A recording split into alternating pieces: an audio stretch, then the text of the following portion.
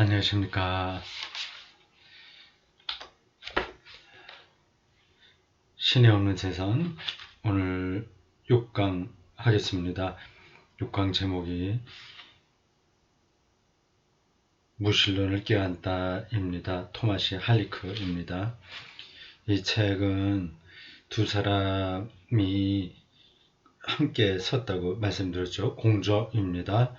여건이가 또 따로 있고요. 큰 제목 밑에 각 두 사람이 글을 썼는데 각각 사람들이 또 제목을 따로 잡았습니다. 지금 우리가 읽고 있는 이 첫 부분, 신이 침묵할 때입니다. 이런 제목으로 안셀러 쿠리는 영혼은 무신론을 안다, 이렇게 제목을 잡고 글을 썼습니다. 신이 침묵할 때, 신이 안 보일 때, 신이 없는 것 같을 때, 뭐 이런 뜻이에요. 안셀러 쿠리는 그 주제를 영혼은 무신론을 안다, 이제 안는 거예요. 토마스 할리크, 이 사람은 무신론을 껴안다. 똑같은 표현이죠.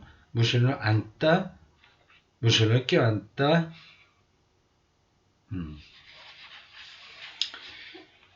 자, 이 사람은 좀 길게 썼네요. 천천히 가보겠습니다. 이 전체 주제는 하나님을 믿는 것과 믿지 못하겠다는 것, 불신앙, 이게 완전히 대척점에 있는 건 아니다, 그 얘기입니다. 하나님이 안 계실지 모른다는 그 절망적인 상황, 우리 실존의 막다른 골목이죠. 거기에 도달해 본 경험이 없으면 하나님을 믿지도 못합니다. 예수님의 십자가 사건은 바로 그런 경험이었죠. 네, 이런 말들이 사실은 일상에 파묻혀 사는 사람들에게는 별로 절실하게 다가오지 않을 겁니다. 이게 참 설교하는 사람으로서 저도 딜레마이기도 합니다. 기독교 영성은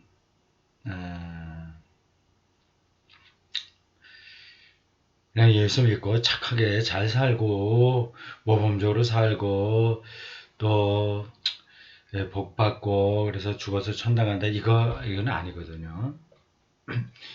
형식적으로는 그러한 게 있긴 하지만, 그렇게 표현되어 있지만 그런 것들은 변죽입니다. 존재와 비존재, 하나님 계심과 없음, 이 세상과 삶의 신비, 뭐 그런 경험들인 거죠. 그러한 경험을 우리가 일상에 이렇게 파묻혀 있으면서 좀 접근하기가 쉽지 않잖아요. 그래서 그쪽으로는 별로 훈련도 되지 않았고요. 하여튼 어떻게 교회 나온 사람들에게 그쪽으로 영적인 시선을 돌리게 하느냐 하는 게 예배를 인도하는 사람이고 설교하는 사람으로서 숙제입니다. 그러려면 먼저 자기가 그걸 볼 줄 알아야죠. 그걸 느낄 줄 알아야죠. 제가 종종 비유적으로 말하는 바둑 기보하고 비슷합니다. 바둑 그 기보를 보면 흑과 백의 돌이 이렇게 엉켜 있습니다. 그 번호가 적혀 있어요. 뭐 어떤 수를 놨더니 어떤 뭐 돌이 죽더라, 그래서 이겼다. 이건 바둑에서 중요한 게 아닙니다. 거기에 어떤 수가 숨어 있다고 하는 걸 느껴야 되거든요. 근데 그게 아마 저들 눈에는 잘 보이지 않습니다.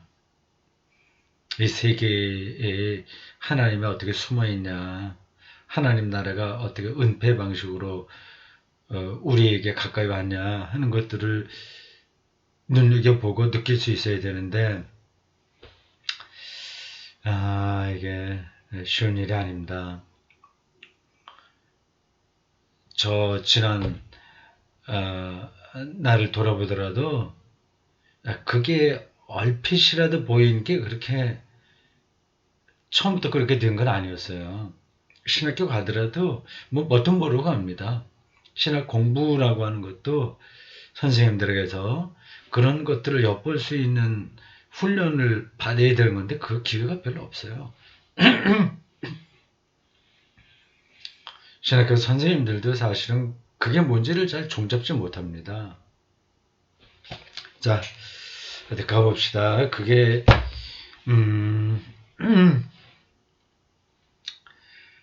몇 마디 들어서 해결되는 게 아니에요. 소를 저 물가까지 끌고 갈 수는 있습니다. 그러나 먹이게 하는 건 억지로 안 돼요. 다른 일이 없습니다. 그거를 맛봤던, 그걸 경험한 사람들의 글들을 반복해서 읽음으로써 그런 게 있다고 하는 거를 조금씩 느끼는 게 최선입니다. 어느 순간인가 확연하게 들어오는 겠죠.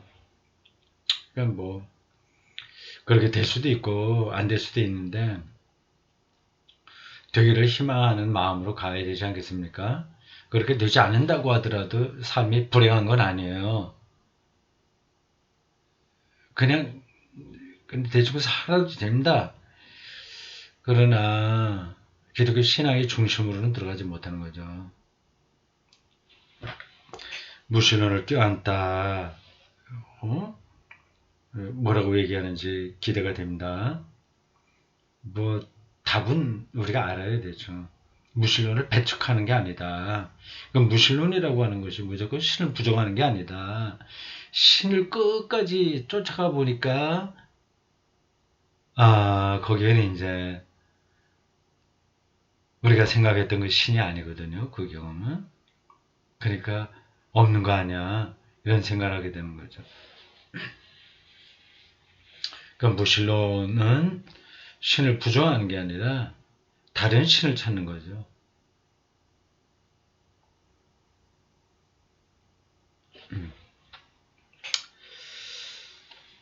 소제목 철저히 의심하다입니다. 내가 김나지움을 다니던 시절 인문계 고등학교입니다. 유럽에서 인문계 고등학교는 우리로 따지자면 대학교 1학년 정도 나이입니다. 인문계 고등학교를 졸업했다고 하는 것은 대학교에서 교양 과목을 다 마친 정도의 지적 수준을 전제합니다. 그래서 그 유럽에서는 대학이 4년이 아니라 보통 5년입니다. 학부가 따로 있고 대학원이 따로 있는 게 아니라 대학교를 졸업하면 우리와 비교하자면 대학원을 졸업한 겁니다. 학부가 이렇게 있는 게 아니에요. 그냥 그게 졸업하면 대학원입니다. 우리로 따지자면. 근데 조금 다른 게 기술을 배우는 전문학교, 파크호chschule 전문학교는 있죠. 뭐 음악이라든지 뭐 기술 뭐 그런 것들을 예술 그런 것들을 배우는 데죠. 근데 일반 대학 보통 독일에서 우니버시테트라고 하는 데는 다 김나지움 졸업한 학생들이 들어와서 5년 동안 공부하면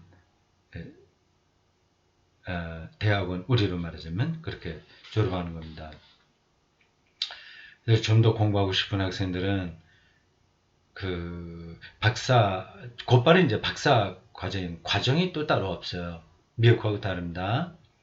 우리는 그 미국 학제를 따라서 이렇게 되는데 유럽 쪽은 달라요.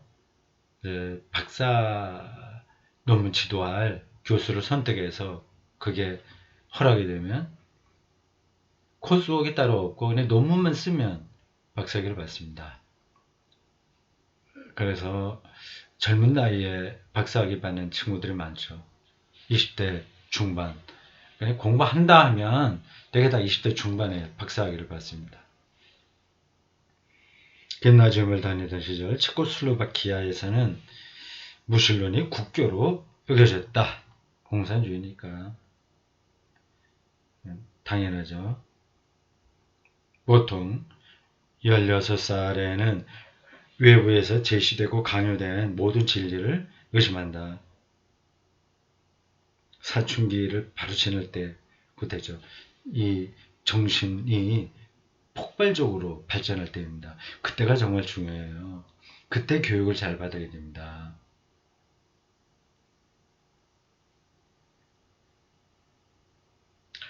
권위들이 일반적으로 흔들렸던 시기인 1960년대의 성장 과정을 겪었다면 토마스 할리크 본인을 얘기하겠죠. 48년도 출생이니까 60년대가 바로 그 나이 또래입니다. 아마 더 탐색하며 의심할 것이다. 그 나이 즈음에 나는 의심하기 시작했고 정권이 강요한 저 이데올로기의 도구마들이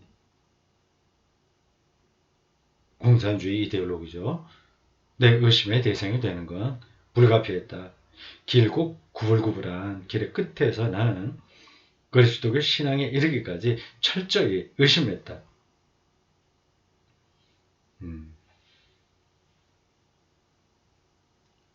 무신론이 그쪽에 국교처럼 여겨지긴 했으나 기독교가 없는 건 아닙니다.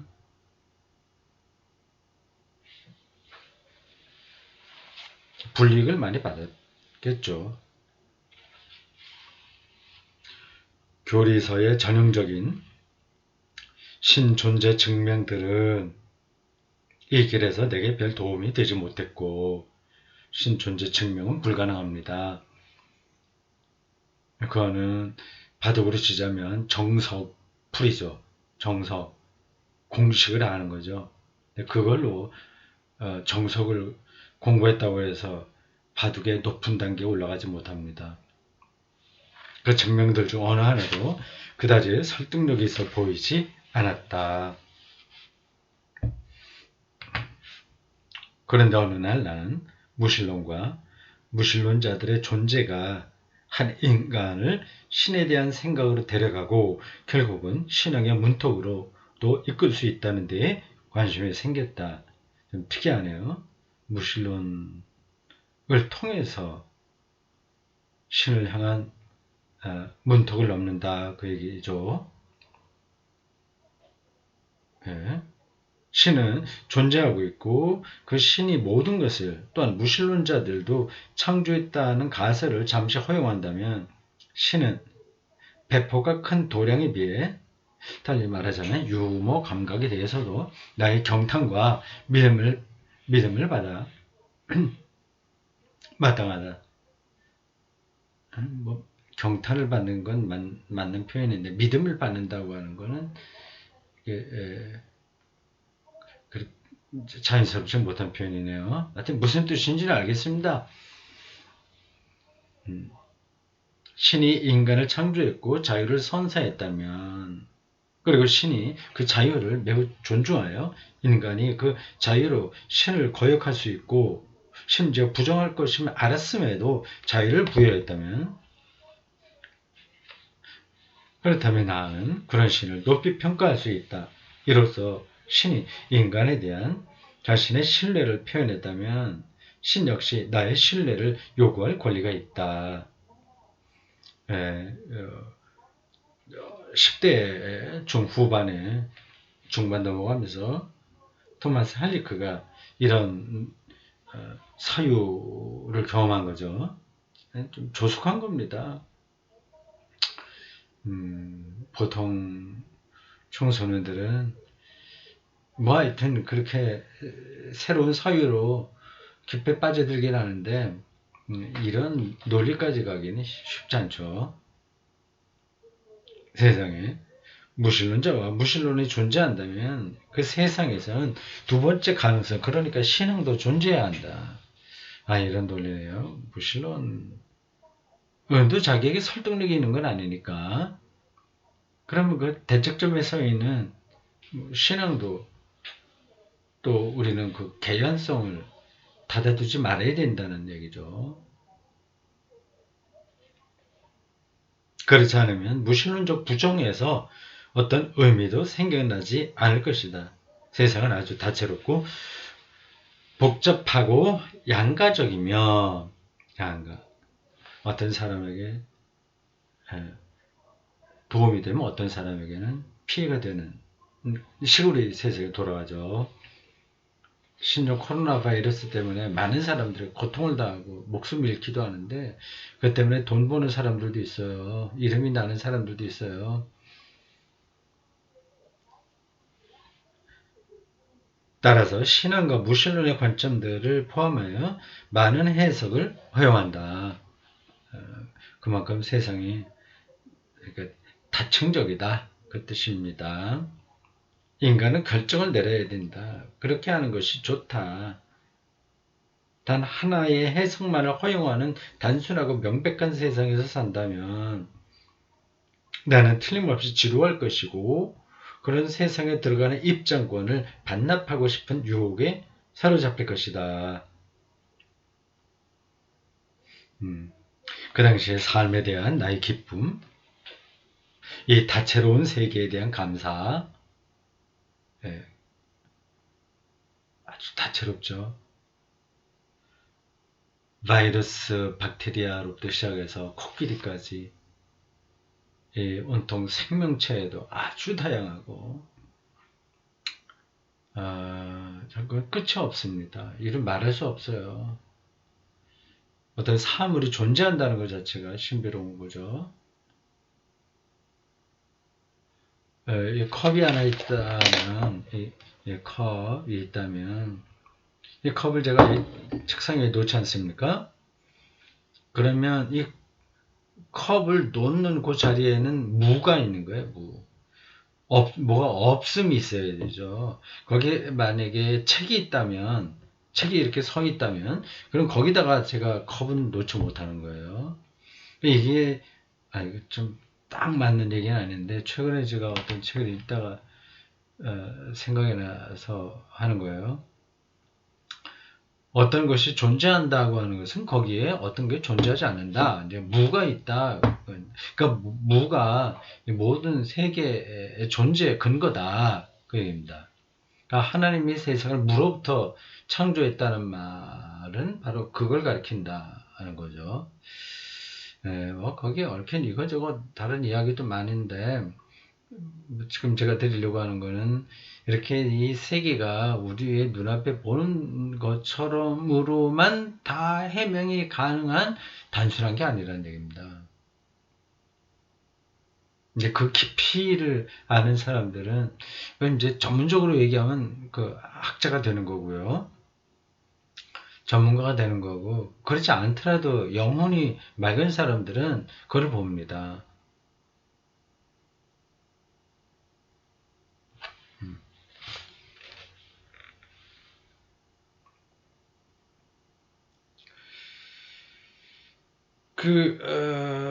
다채로운 세계에 대한 감사, 생명의 선물에 대한 기쁨 등은 생명의 선물, 삶의 선물, 제가 지금 살아있다고 하는 것의 그 신비, 그 존재의 기쁨, 그런 것들이죠.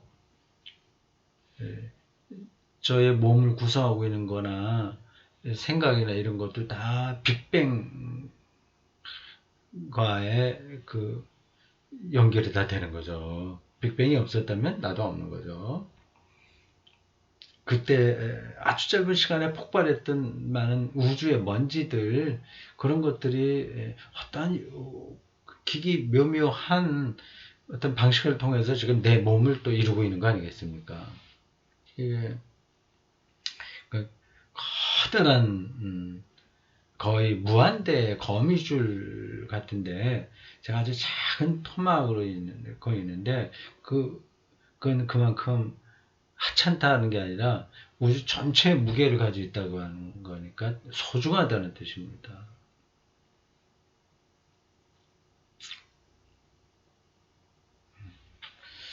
생명의 선물에 대한 기쁨 등은 무신론 쪽보다는 오히려 직관적으로 신앙의 세계로 나아갔다. 하나님을 전제하는 게 무신론보다 훨씬 더 자기에게 설득력이 있고 매력적이다. 그 말이죠. 설령 내가 신앙의 세계에 대해 막연한 생각만 있었고 그에 비해 무신론을 잘 알고 있었다고 하더라도 그러했다. 나는 공산 정권이 정해놓은 과학적 무신론, 이데올로기에 단순하고 진부한 공식보다는 과학적 무신론은 공산주의 정권만이 아니라 현대 모든 그 문명이 이쪽으로 나가고 있죠. 모든 거라고는 할 수 없더라도 주류가 그렇게 가고 있죠.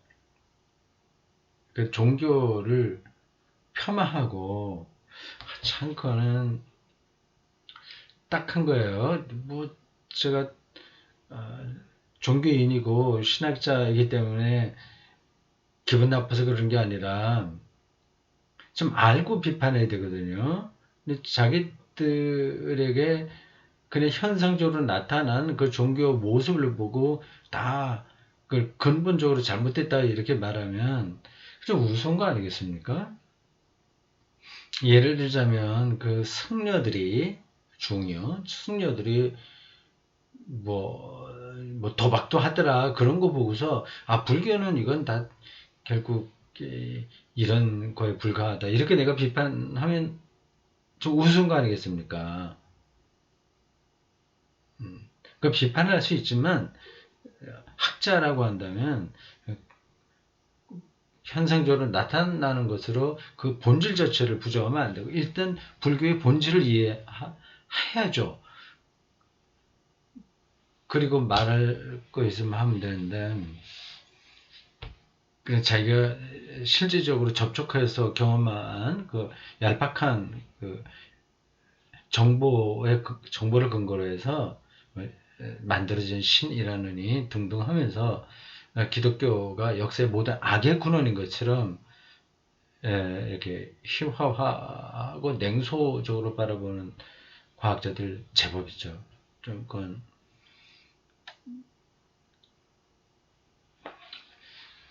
정직하지 못한 겁니다. 그거는 자기 전문가라고 하는 거를 앞에 내세워서 저기 지식 장사하는 거죠. 공산주의만 과학적 무신론 이데올로기를 전파하는 게 아니라 자본주의 체제도 똑같이 그렇습니다. 그런 공식보다는 세상의 유의미함과 유의미함 가 현실의 무진장한 신비로운 깊이 의미와 깊이를 점점 더 신뢰하기 시작했다. 정권은 종교의 자유뿐 아니라 학문적 연구, 예술적 창작, 문화생활 전반의 자유마저 박탈했다. 공산주의는 이렇게 억압하면서 박탈하고 이 자본주의는 그냥 뭐 될 대로 되라 막가파식으로 자유가 이제 방종으로 가면서 우리의 생각을 단순화시켜 버리는 거죠. 우리 20대 젊은이들은 훨씬 더 그런 쪽으로 빠져 있습니다. 우리 세대의 다른 여러 구도자와 마찬가지로 내 경우에도 종교의 세계를 의미하는 금지된 도시의 성문을 두드리는 것은 우선 불교와 동아시아의 종교적 길들에 대한 관심과 함께 나타났다.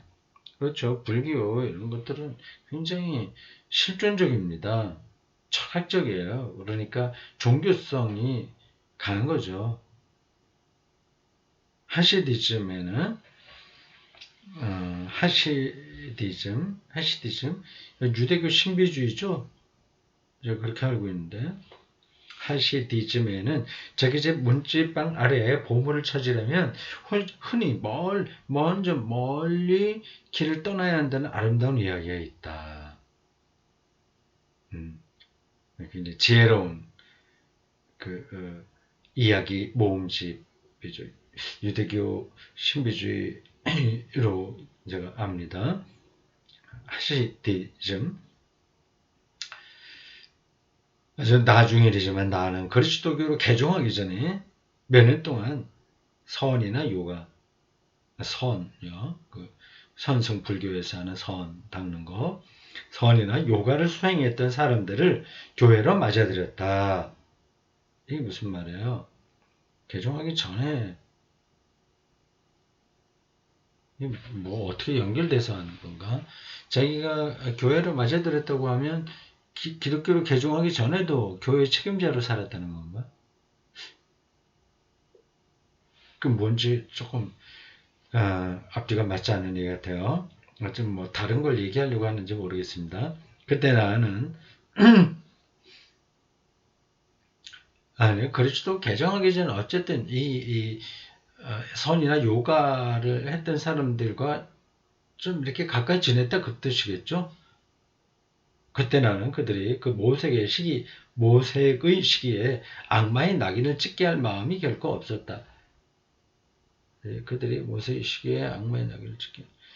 내가 곧잘 경험한 바에 의하면 개종할 때까지 순전히 유물론적인 환경에서 성장한 사람들보다 요가나 선, 명상을 진지하게 수행하고 그에 따른 규율 있는 생활과 질서를 엄수한 사람들이 그리스도교의 영적 생활에 대한 준비가 훨씬 잘 되어 있었다.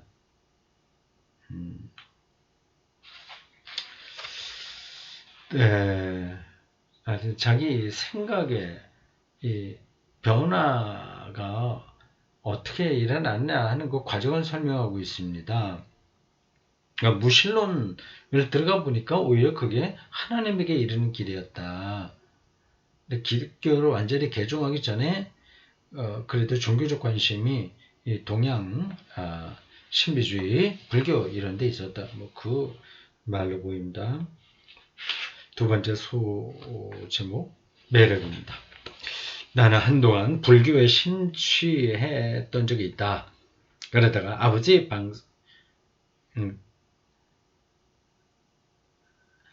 방대한 서가에서 아버지가 큰 개인 서재를 갖고 있었나 봅니다. 거기서 체스터턴이 쓴 책들을 발견했는데 체스터턴 영국의 뭐 신학자 아닐까요? 그 중에 정통주의 오서닥시가 있었다. 체스터턴의 책들 덕분에 나는 매력적인 먼 곳으로 가는 여행의 행복한 결말이 자기 집에 대한 놀라운 발견임을 이해할 수 있었다. 체스터턴은 물론이고 그레이엄 그린, 체스터턴, 그레이엄 그린 다 영국의 기독교 저술가들이죠. 도로시 세이어스, C.S. 루이스도 사람이 관심 있었군요. 루이스, 그분 책도 강독을 했죠. 순전한 기독교 좋았습니다. C.S. 루이스 다 영국 사람들이에요. 등과 같은 영국 작가와 나중에 접하게 된 뉴먼 추기경과 같은 추기경과 그리고 시인 제럴드 멜리 홉킨스는 나로 하여금 그리스도교를 역설의 종교로 발견하고 역설이요. 패러독스 역설의 종교. 가톨릭의 교회학이라는 대성당을 무엇인가 끊임없이 발견할 수 있는 보고로 여기게 했다. 기독교적으로 관심을 많이 갖게 된 거예요. 교인은 도구마요. 헛개비이기를 그쳤다. 헛개비처럼 보이죠, 사실은요.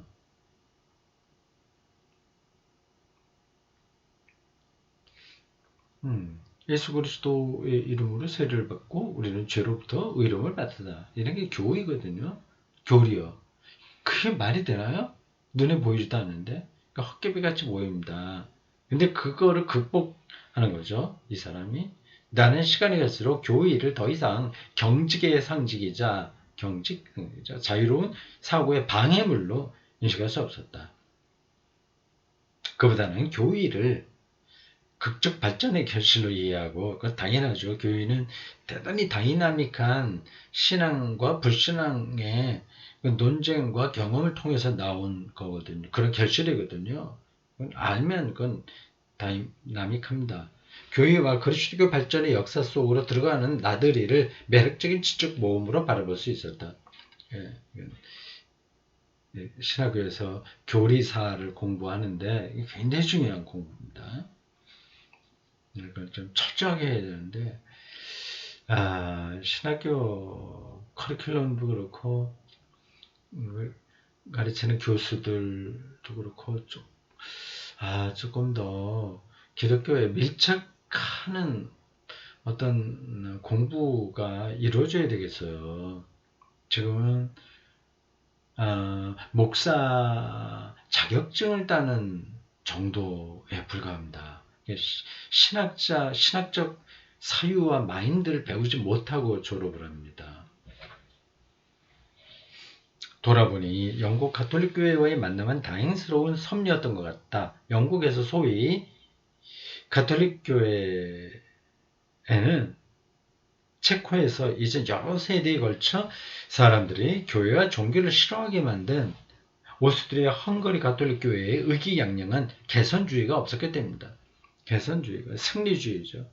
자기들이 뭐 최고처럼 생각하는 거죠. 그게 없었다.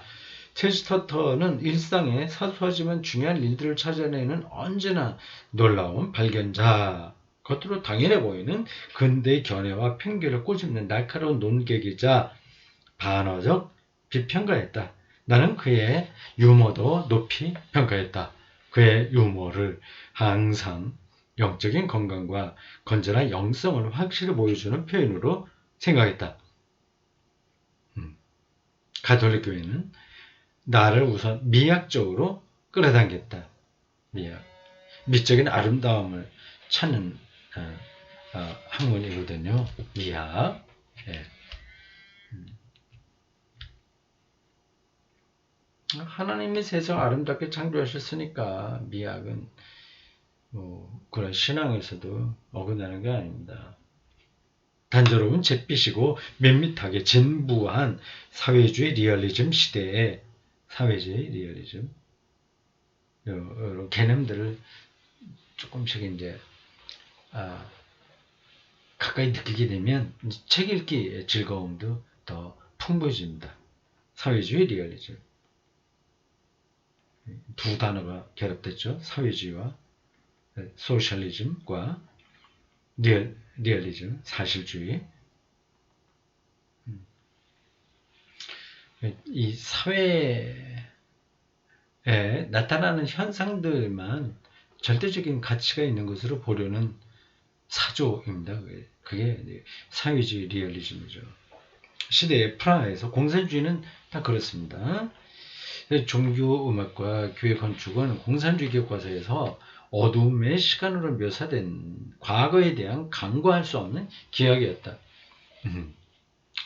그런 데서 미학이 나올 수가 없죠. 그런데 바로 공산주의 학교가 죄악시했던 그 모든 것들이 우리를 불러모았다. 일찍이 계몽주의가 어둠으로 치부하여 거부했던 모든 것들을 다시 발견하기 위해 애썼던 낭만주의자들과 일치했다. 계몽주의, 낭만주의, 다 사주가 어떻게 흘러가는지 유럽에서 다이나믹하게 벌어졌습니다. 우리는 고딕과 바로크가 결합된 프라하의 성당들에 압도되었다. 그렇다고 지적이거나 미적으로 종교에 매료되는 것과 국가가 강요한 이데올로기에 정치적으로 저항하는 것을 신앙이라고 부를 수 있을까? 그렇진 않죠. 예, 하나의 표현으로 나타날 수 있으나 신앙의 본질이라고는 할 수 없죠. 예. 두 가지. 종교적 감수성, 그 미학, 종교적 미학. 아, 성당의 건물을 아주 아름답게 건축해서 거기서 어떤 기쁨을 느끼는 거, 이런 게 미학입니다. 그리고 공산주의 사회 체제의 불합리성에 대해서 저항하고 뭐 그러는 거, 뭐 그런 것만을 갖고 기독교 신앙이라고 할 수 있겠는가? 필요하긴 한 것이되 아니다 거겠죠. 자, 요까지 오늘 하겠습니다.